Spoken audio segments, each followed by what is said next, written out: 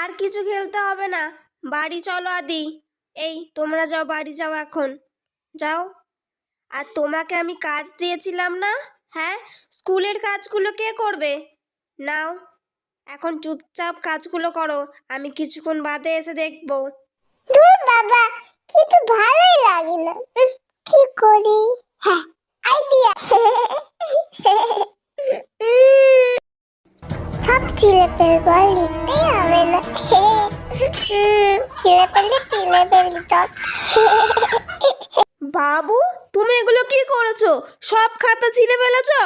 হ্যাঁ, তোমাকে না আমি লিখতে দিয়ে গিয়েছিলাম। চলো, আজকেই তোমাকে ঘরে বেঁধে রেখে দেবো, চলো।